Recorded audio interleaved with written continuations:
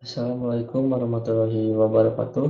Perkenalkan, nama saya Taufik Fajar dari Institut Pendidikan Indonesia dari jurusan Pendidikan Teknologi Informasi. Pada kesempatan kali ini saya akan memaparkan materi tentang Open System Interconnection atau OSI.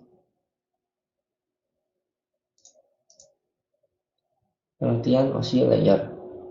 Open System Interconnection atau biasa disingkat dengan OSI adalah sebuah model referensi dalam bentuk rangka konseptual yang mendefinisikan standar koneksi untuk sebuah komputer.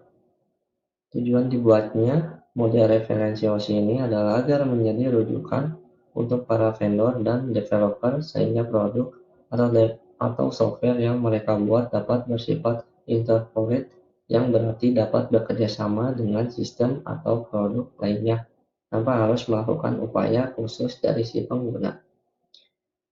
Pada prosesnya, model OSI dibagi menjadi 7 layer, yang mana tiap layer tersebut memiliki peran yang saling terkait antara layer di atas dengan layer yang di bawahnya.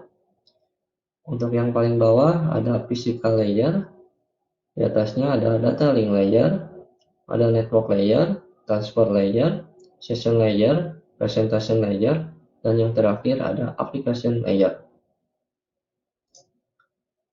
Yang pertama, physical layer. Layer ini merupakan lapisan terbawah dalam model referensi OSI.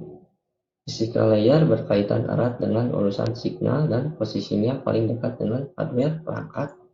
Tugas utamanya untuk mentransmisi data digital yang berasal dari physical layer ke sumber ke server tujuan menggunakan komunikasi jaringan sebagai media. Lalu fungsinya adalah mendefinisikan media transmisi jaringan dan mendefinisikan metode persinyalan. Contoh device-nya adalah repeater, multiplexer, dan hubs. Data link layer. Lapisan layer kedua ini berfungsi untuk memeriksa kesalahan saat proses transmisi data dan membungkus bit dalam wujud data frame. Data link layer pula lah yang bertanggung jawab mengelola skema alamat fisik pada sebuah jaringan.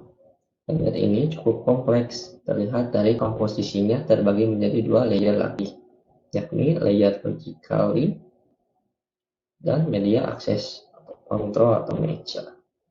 Fungsi data link layer yakni mengkoreksi kesalahan, menentukan bagaimana setiap bit dari data dikelompokkan ke dalam frame, lalu menyelamatkan rangka keras. Contoh device-nya ada bridge, ada switch, dan ISDN router. 3. Network layer. Network layer merupakan lapisan ketiga yang berfungsi sebagai media untuk menerapkan jalur mana yang hendak digunakan dalam proses transfer data antar komputer di suatu jaringan. Fungsinya membuat feeder pada paket-paket data, melakukan proses routing, dan untuk contoh device-nya adalah router, dan relay device. Yang keempat, transport layer. Layer keempat dalam OSI ini memiliki kuasa untuk mengirim pesan di dalam jaringan. Dengan melibatkan 2 host atau lebih, transport layer nantinya juga memecah dan menggabungkan kembali pesan terkait, sekaligus mengontrol jalur koneksi pada saat transmisi. Untuk mengakomodir kebutuhan ini, transport layer menyediakan layer multiplexing serta demultiplexing. Fungsinya memecah data ke dalam paket-paket data, mentransmisikan data dari session layer melalui network layer maupun sebaliknya. Contoh device-nya adalah gateway, advanced cable tester, dan router. Session layer. Layer kelima pada OSI ini memiliki kendali untuk mengatur sesi dialog koneksi, karena tanggung jawabnya meliputi pengelolaan dan pemutusan koneksi yang terjadi antar komputer. Saat berada dalam session layer, transfer data akan sedikit mengalami delay pada kualitasnya.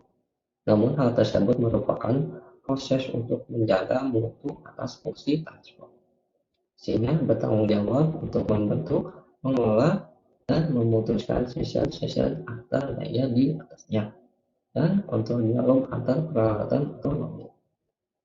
Contoh device-nya adalah NetBIOS, MCP-PAS, IOSOTS, dan FPC. Lalu ada presentation layer. Layer ke-6 dalam OSI ini memiliki fungsi penerjemahan syntax dalam suatu host jaringan agar bisa saling berkomunikasi. Presentation layer memikul tanggung jawab besar dalam proses pengoperasian dan pemformatan dalam suatu transfer data.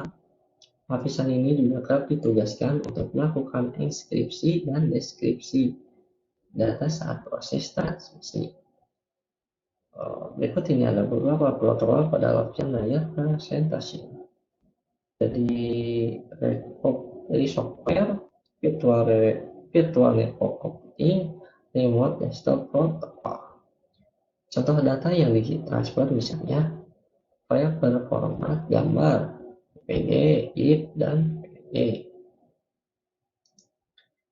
Yang terakhir adalah application layer. Lapisan teratas OSI ini memiliki fungsi sebagai penyedia interface dengan mempertimbangkan protokol jaringan dan aplikasi pada perangkat. Application layer dianggap sebagai layer paling cerdas lantaran terdapat gateway pada lapisan ini. Application layer juga menjadi penghubung antar aplikasi yang tengah berjalan dengan resource network.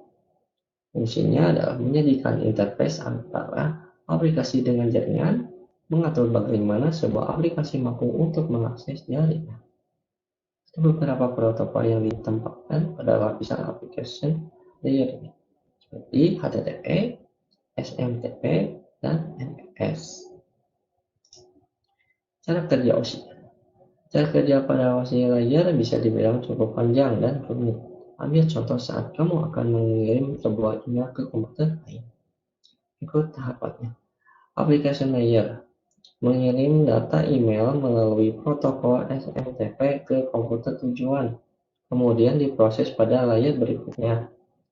Pada berikutnya, presentation layer lakukan konversi email menjadi format jaringan, dan session layer membentuk sesi perjalanan data sampai proses pengiriman selesai dilaksanakan.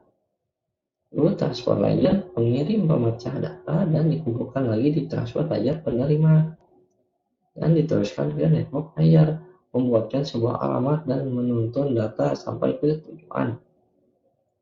Lalu ada data link layer, kemudian membentuk data menjadi frame dan juga alamat fisik. Lalu di physical layer, data akan dikirim lewat medium jaringan ke lapisan transfer penerima.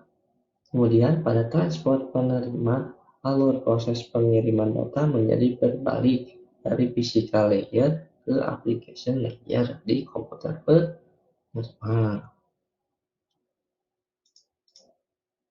Mungkin itu saja yang dapat saya sampaikan.